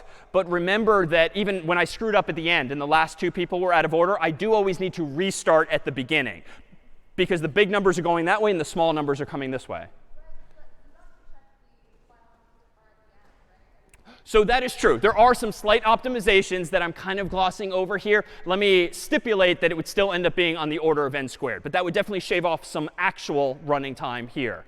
But what if the list is already sorted? Our pseudocode at the moment has no allowance for if list is already sorted, quit early. So we're going to blindly do n-1 things n-1 times unless we modify our pseudocode. As I did verbally earlier, I propose this. Inside of that outer loop, if you make a pass across all of the volunteers and your mental counter has made no swaps, you have to keep track with some kind of variable, well, then you might as well stop. Because if you do a whole pass and make no swaps, why would you waste time doing it again expecting different behavior? So to help visualize these, whereby now bubble sort can be advantageous if the data is already sorted or mostly sorted. Why? Because it does have this short circuit detail, at least if we implement it like that. How can we go about visualizing these things a little more clearly? Well, let me go ahead and do this. Let me pull up here a visualization of exactly these algorithms, thanks to a third-party tool here that's going to help us visualize these sorting algorithms as follows. Small bars represent small numbers. Big bars represent big numbers. And so the idea now is when I hit a button here to get all of the small bars this way, all of the big bars this way. So just like our volunteers, but instead of holding lighted numbers, it's bars representing their magnitude. So let's go ahead and start with, for instance, selection sort. And you'll see in pink is being highlighted the current number that is being selected and then pulled all the way to the left. So this is selection sort.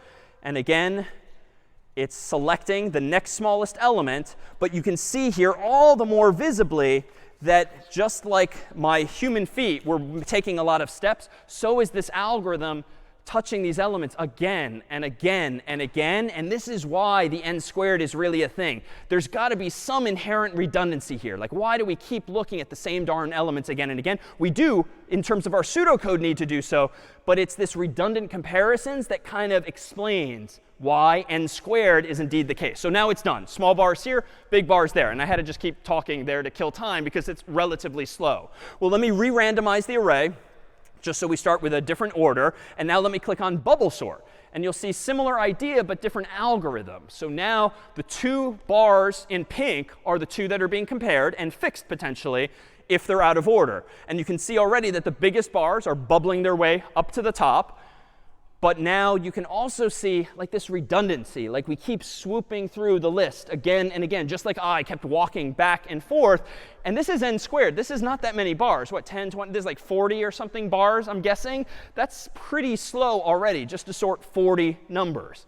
And I think it's going to get tedious if I keep talking over this. So let's just assume that this, too, is relatively slow. Had I gotten lucky and the list were almost sorted already, bubble sort would have been pretty fast. But this was a truly random array, so we did not get lucky. So indeed, the worst case might be what's kicking in here. So I feel like it'll be anticlimactic, like holding in a sneeze, if I don't let you see the end of this. So here we go. Nothing interesting is about to happen. Almost done. OK, done. All right, so thank you. Thank you. So still somewhat slow, though. How, though, can we perhaps do a little better fundamentally? So we can do so if we introduce yet another technique. And this one isn't so much a function of code as it is concept. And it's something that you might have seen in the real world, but perhaps not so obviously so. So it turns out in programming, recursion refers to the ability of a function to call itself. In the world of mathematics, if you have a function f, if f appears on both the left side and the right side of a formula, that would be a recursive function in the math world too. Whenever f is defined in terms of itself, or in our case, in programming, anytime a function calls itself, that function is said to be recursive. And this is actually something we've seen already in class, even though we didn't call it as much. So for instance, consider this pseudocode from earlier, whereby this was the pseudocode for searching via binary search. A whole bunch of doors. If no doors are left, return false. That was the additional conditional we added. But then if number behind middle door, return true. And here's the interesting part. If number is less than middle door, search the left half. Else, if number is greater than middle door, search the right half. This pseudocode earlier was itself recursive. Why? Because here is an algorithm for searching. But what's the algorithm telling us? Well, on this line and this line, it's telling us to search something else. So even though it's not explicitly defined in code as having a name, if this is a search algorithm, and yet the search algorithm is using a search algorithm, this pseudocode is recursive. Now, that could quickly get you into trouble if a function just calls itself again and again and again. But why intuitively is it not problematic that this code, this pseudocode, calls itself? Why will the algorithm still stop? Yeah. Exactly. It has some exit condition, like if no doors less. And more importantly, anytime you search the left half, you're searching a smaller version of the problem. Anytime you search the right half, you're searching a smaller version of the problem, literally half the size. So this is why in the phone book, obviously, I couldn't tear the phone book in half infinitely many times, because it was literally getting smaller each time. So recursion is this ability to call yourself, if you will. But what's important is that you do it on a smaller problem, so that eventually you have no more problems to solve, or no more data, no more doors at all. So these two lines here would be the recursive elements here. But if we go back to week 0, we could have used recursion in some other way. So this was our pseudocode for the phone book back in week 0. And recall that we described these yellow lines as really representing a loop, some kind of cycle again and again. But there was a missed opportunity here. What if I had re-implemented this code to do this instead? Instead of saying open to middle of left half of book and then go back to line 3, like literally inducing a loop, or open to middle of right half of book and go back to line 3, inducing another loop, why don't I just recognize that what I'm staring at now is an algorithm for searching a phone book? And if you want to search a smaller phone book, like A through M or N through Z, we'll just use this same algorithm. So I can replace these yellow lines with just this, casually speaking. Search left half of book, search right half of book. This would be implicitly, and now I can shorten the whole thing, a recursive implementation of the phone book pseudocode from week 0. And it's recursive because if this is a search algorithm and you're saying go search something else, that's fine. That's recursive. But because you're searching half of the phone book, it's indeed going to get smaller and smaller. Even in the real world, or the real virtual world, you can see recursive data structures in the wild, or at least in Super Mario Brothers like this. Let me get rid of all of the distractions here and focus on this pyramid, where you have 1 block, then 2, then 3, then 4. Well, this itself is technically recursively defined in the sense that, well, what is a pyramid of height 4? Well, it's really what? How would you describe? A pyramid of height 4 is actually the same thing as a pyramid of height 3 plus 1 additional layer. Well, what's a pyramid of height 3? Well, it's technically a pyramid of height 2 plus 1 additional layer. And so even physical structures can be recursive if you can define them in terms of itself. Now, at some point, you have to say that if the pyramid is of height 1, there's just 1 block. You can't forever say it's defined in terms of a height -1, -2. You would never stop. So you have to kind of have a special case there. But let's go ahead and translate something like this, in fact, to code. Let me go back to VS Code here, and let me implement a program called iteration that refers to a loop iterating. And let me implement a very simple pyramid like that. So let me go ahead and include the CS50 library. I'll include our standard io.h, int main void, no command line arguments today. And let's go ahead and do this. Let's declare a variable called height, ask the human for the height of this pyramid. And then let's go ahead and draw a pyramid of that height. Now, of course, draw does not yet exist, so I'm going to need to invent the draw function. Let me go ahead and define a function that doesn't have a return value. It's just going to have side effects. It's just going to print bricks on the screen, call draw, and it takes in an integer n as its input. And how am I going to implement this? Well, again, I want to print 1 block, then 2, then 3, then 4. That's pretty straightforward, at least once you're comfortable with loops. Let me go back to the code here. Let me go ahead and say for int I gets 0, I is less than n, I plus plus. And that's going to iterate essentially row by row. And on each row, I want to print out 1, then 2, then 3, then 4 bricks. But I'm iterating from 0 to 1 to 2 to 3. So I think that's OK. I can just say something like for int j gets 0. J, let's be clever about this, is less than I, j plus plus. And now let me go ahead and inside of this loop, I think I can get away with just printing out a single hash sign. But then outside of that loop, similar to last week, I'm going to print my new line separately. So a little non-obvious at first, but this outer loop iterates row by row, line by line, if you will. And then the inner loop just makes sure that when I equals 0, let's see. Oh, nope, there's a bug. I need to make sure that it's j is less than I plus 1. So when I is 0 on my first line of output, I'm going to print out 1 brick. When I is 1, I'm going to print out 2 bricks, and so forth. So let me go ahead and run make iteration. All right. And now seems to compile. Uh-oh. Implicit declaration of function draw. So I'm making week 1 mistakes again. What? Say again?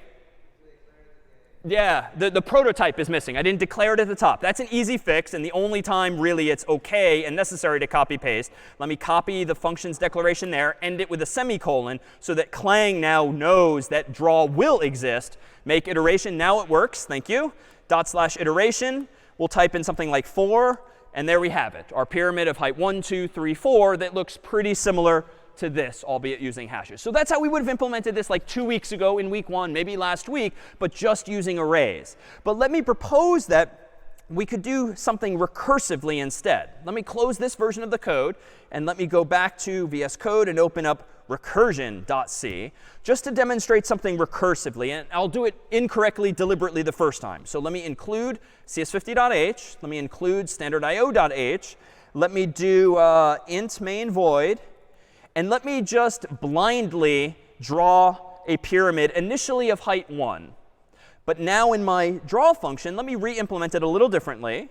So my draw function this time is still going to take a number n, but that's how many hashes it's going to print. So let's do for int I gets 0, I is less than n, I plus plus. Then let's go ahead and print out a single hash mark here.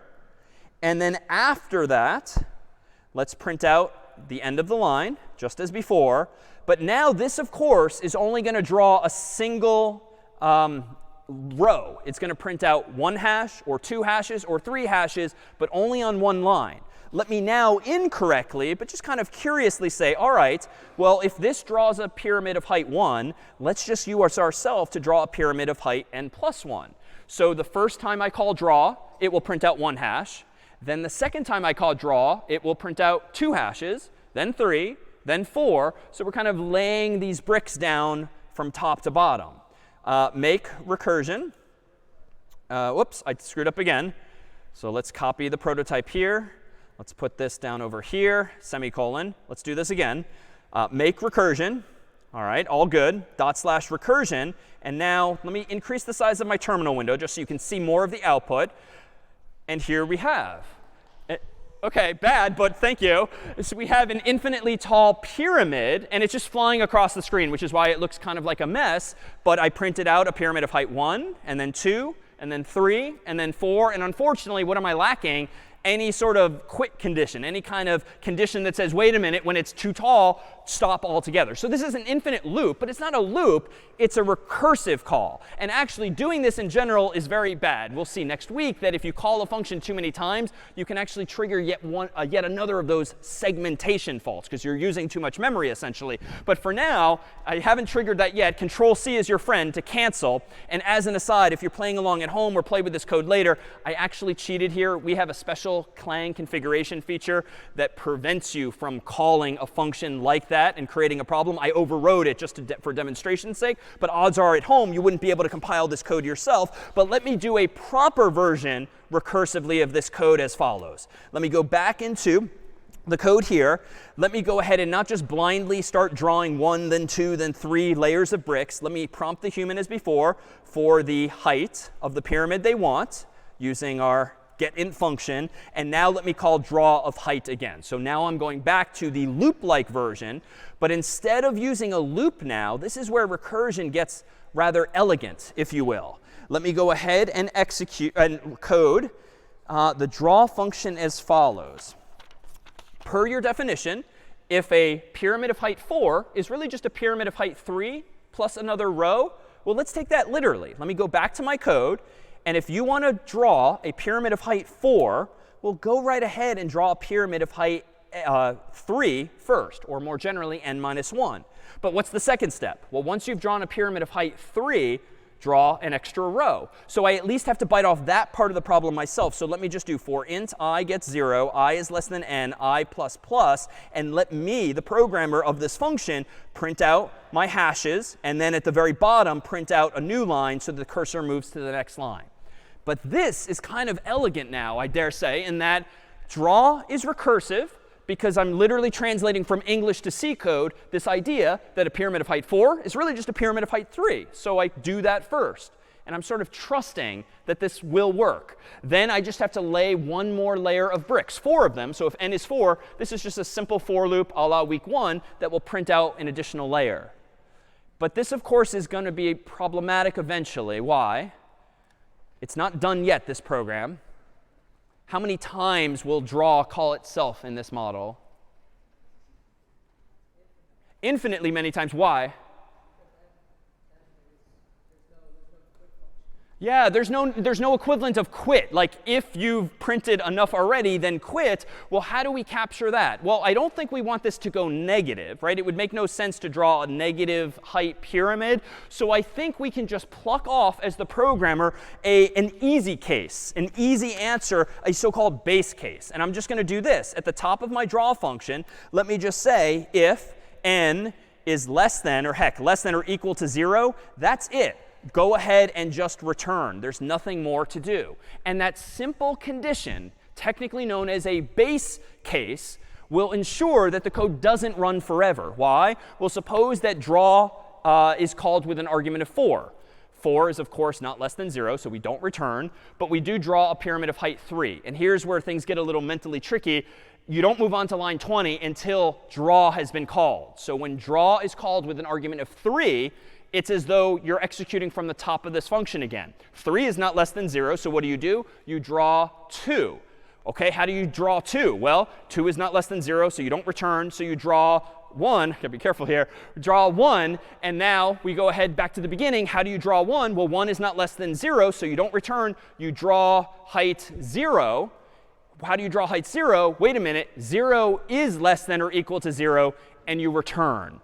And so it's kind of like this mental stack, this to-do list. You keep postponing executing these lower lines of code because you keep restarting the draw function until finally one of those function calls says there's nothing to do, return.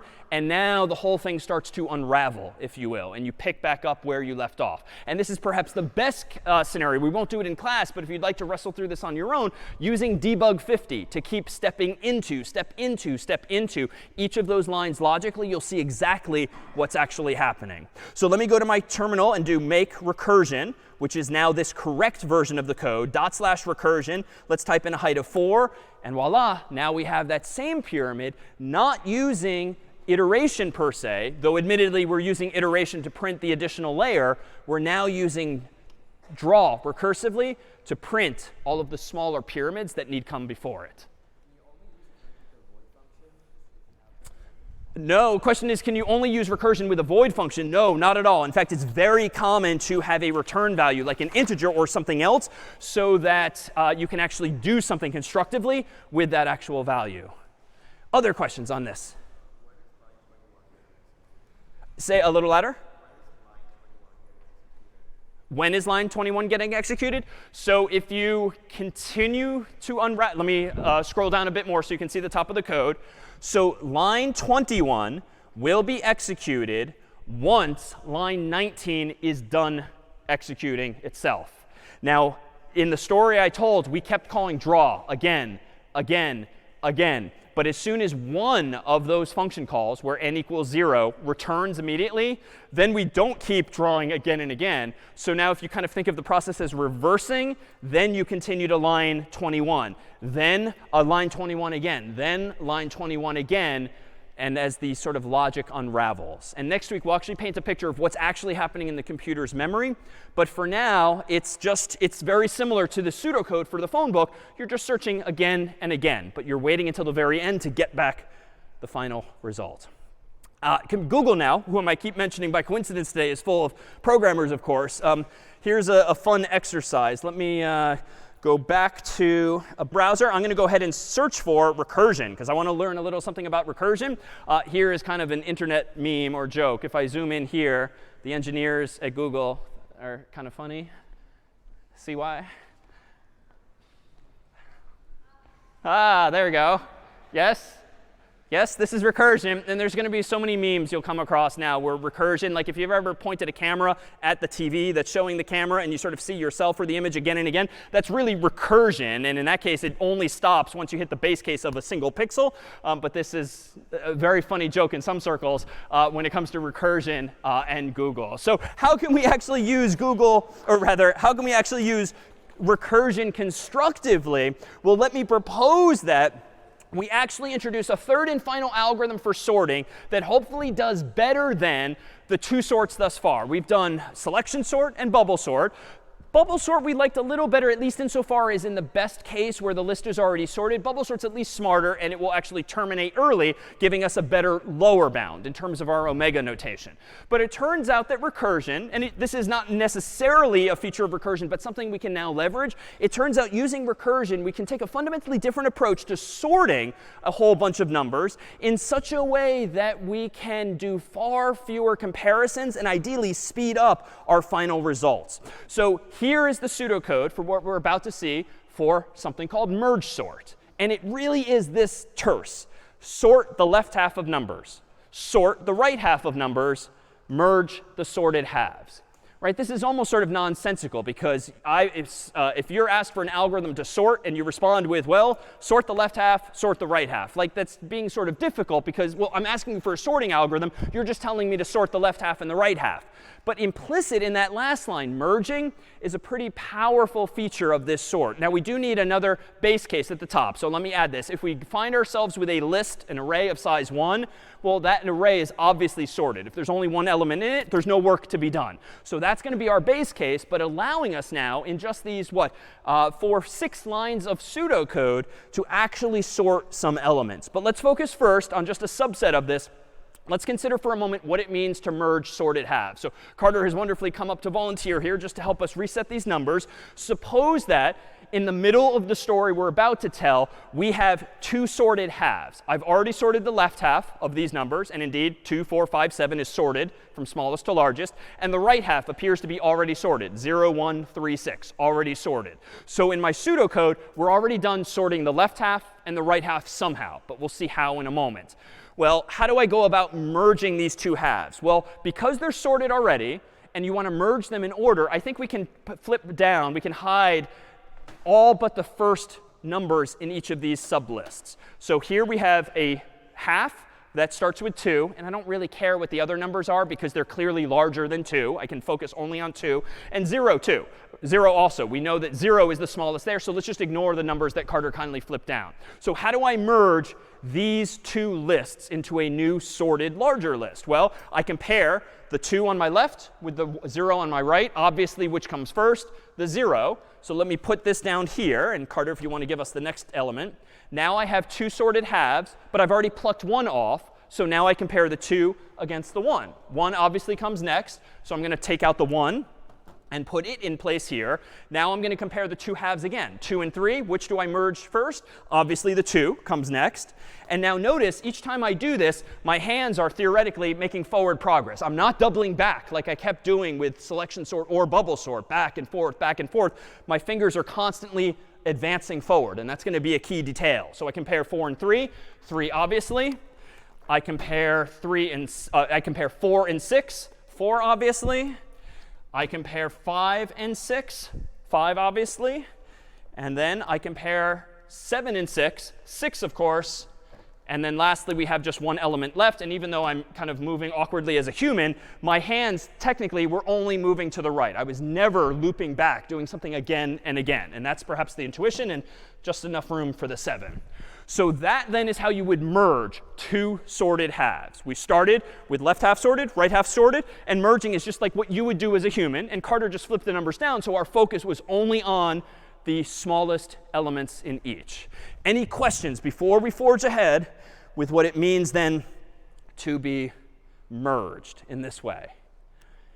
So now, here is an original list. We deliberately put it at the top because there's one detail of merge sort that's key. Merge sort is technically going to use a little more space. And so whereas previously we just kept moving our humans around and swapping people and making sure they stayed ultimately in the original positions, with merge sort pretends that here's our original array of memory. I'm going to need at least one other array of memory. And I'm going to cheat and I'm going to use even more memory. But technically, I could actually go back and forth between one array and a secondary array. But it is going to take me more space. So how do I go about implementing merge sort on this code? Well, let's consider this. Here's an array of size 8. If only one number quit, obviously not applicable. So let's focus on the juicy part there. Sort the left half of the numbers. All right, how do I sort the left half of the numbers? I'm going to just nudge them over just to be clear which is the left half. Here is now a sub list of size 4. How do I sort the left half? Well, do I have an algorithm for sorting? Yeah, what do I do? Here's a list of size 4. How do I sort it? What's step 1? Sort the left half. So I now sort of conceptually in my mind take this sublist of size 4 and I sort it by first sorting the left half, focusing now on the 7 and 2. All right, here's a list of size 2. How do I sort a list of size 2? Sorry? I think we just keep following our instructions. Sort the left half. All right, here is a list of size 1. How do I sort a list of size 1? I'm done. Like, it's done. So I leave this alone. What was the next step in the story? I've just sorted the left half of the left half of the left half. What comes next? I sort the right half of the left half of the left half. And I'm done, because it's just a list of size 1. What comes after this? Merge. So this is where it gets a little trippy, because you have to remember where we're pausing the story to do things recursively again and again. But if I've just sorted the left half and I've just sorted the right half, now I merge them together. This is a super short list, so we don't need Carter's help here as before. But I think the first number I take here is the 2. And then the second number I take, because it's the only option, is the 7. But what's nice now is that notice the left half of the left half is indeed sorted, because I trivially sorted the left half of it and the right half of it, but then merging is really where the magic happens. All right, again, if you rewind now in your mind, if I've just sorted the left half of the left half, what happens next? Sort the right half of the left half. So again, you kind of rewind in time. So how do I do this?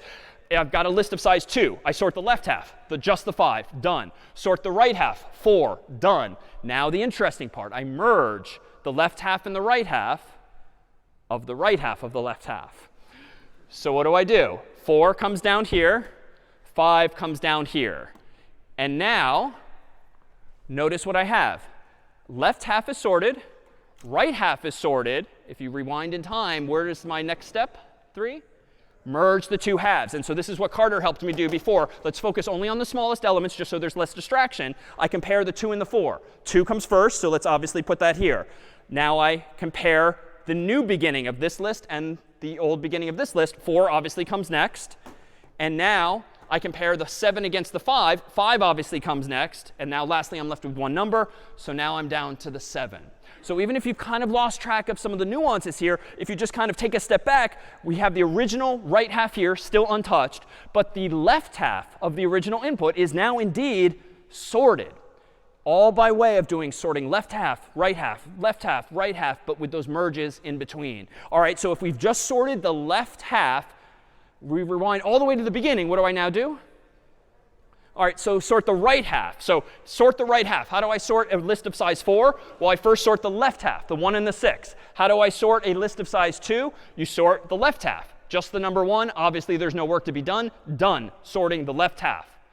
6, done, sorting the right half. Now, what do? I merge the left half here with the right half here. And that one's pretty straightforward. Now what do? I've just merged. So now I've just sorted the left half of the right half. So now I sort the right half of the right half.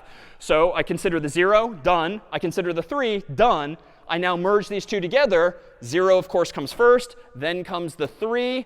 And now I'm at the point of the story where I've sorted the left half of the right half and the right half of the right half. So step 3 is merge. And I'll do it again like we did with Carter. All right, 1 and 0. Obviously, the 0 comes first. Now compare the 1 and the 3. Obviously, the 1 comes first. Compare the 6 and the 3. Obviously, the 3. And then lastly, the 6th. So now where are we? We've taken the left half of the whole thing and sorted it. We then took the right half of the whole thing and sorted it. So now we're at lastly step 3 for the last time. What do? Merge. And so just to be consistent, let me push these down. And let's compare left hand to right hand, noticing that they only make forward progress, none of this back and forth comparisons. 2 and 0, of course, the 0. So we'll put that in place. 2 and 1, of course, the 1. So we put that in place. 2 and 3, we merge in, of course, the 2 in this case. 4 and 3, we now merge in the 3 in this case. 4 and 6, we now merge, of course, the 4 in place. And now we compare 5 and 6. We keep the 5. Bug. OK, well, pretend that the 5 is on. Oh, this is why. All right, so now we compare the 7 and the 6. 6th is gone. And lastly, 7 is the last one in place. And even though I grant that of all the algorithms, this is probably the hardest one to stay on top of, especially when I'm doing it as a voiceover, realize that what we've just done is only those 3 steps recursively. We started with a list of size 8. We sorted the left half. We sorted the right half. And then we merged the two together. But if you go down each of those rabbit holes, so to speak, sorting the left half involves sorting the left half of the left half and the right half of the left half, and so forth. But this germ of an idea of really dividing and conquering the problem, not such that you're having the problem and only dealing with one half. Clearly, we're sorting one half and the other half and merging them together ultimately. It does still lead us to the same solution.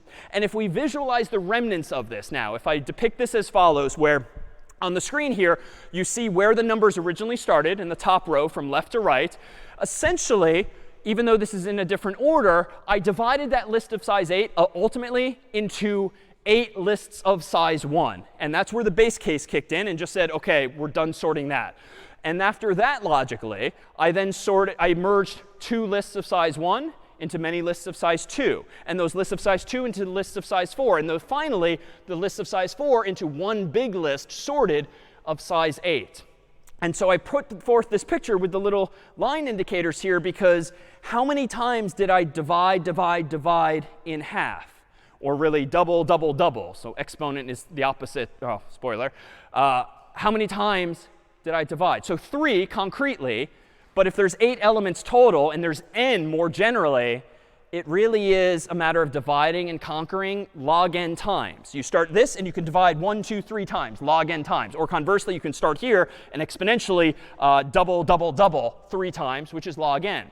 But on every row, every shelf, literally, I made a fuss about pointing my hands only from the left to the right, constantly advancing them, such that every time I did those merges, I touched every element once and only once. There was none of this back and forth on stage. So if I'm doing something log n times, or if I'm doing rather n things log n times, what would be our big O formula perhaps? N things log n times? Yeah, so n log n. The order of n log n is indeed how we would describe the running time of merge sort. And so of all of the sorts thus far, we've seen that merge sort here actually is n log n, which is strictly better than n squared, which is where both selection sort and bubble sort landed. But it's also slower than linear search, for instance. But you would rather expect that. If you have to do a lot of work up front sorting some elements versus just searching them, you're going to have to put in more effort. And so the question of whether or not you should just search something blindly with linear search and not bother sorting it really boils down to, can you afford to spend this amount of time? And if you're the Googles of the world, odds are you don't want to be searching their database linearly every time. Why? Because you can sort it once and then benefit millions, billions of people subsequently using something like binary search, or frankly, in practice, something even fancier and faster than binary search. But there's always going to be this trade-off. You can achieve binary search only if the elements are sorted. How much does it cost you to sort them? Well, maybe n squared if you use some of the earlier algorithms. But it turns out n log n is pretty fast as well.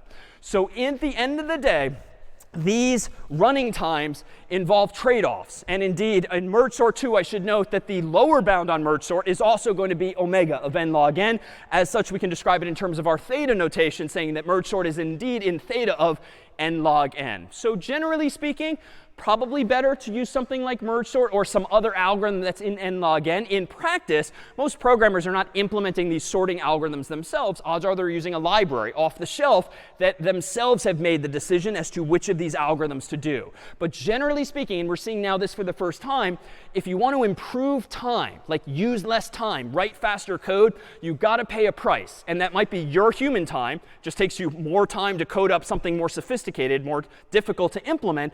Or you need to spend something like space.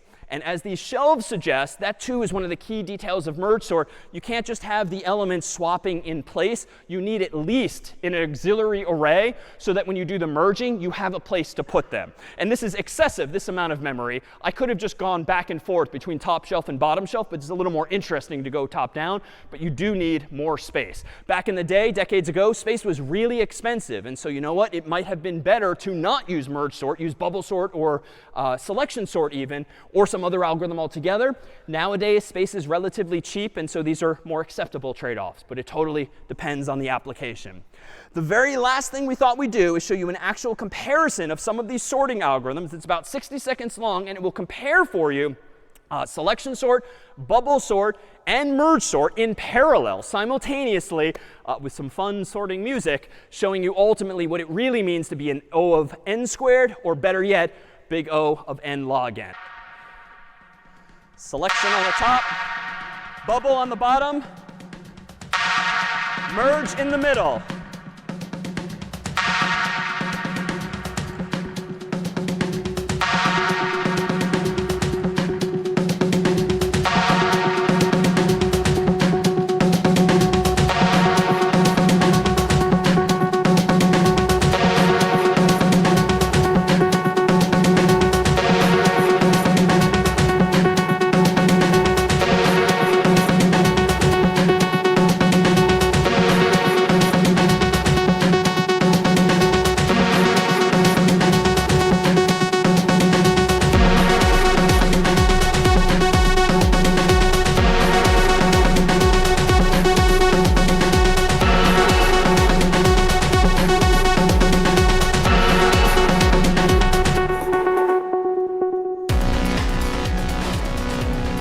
All right, that's it for CS50. We'll see you next time.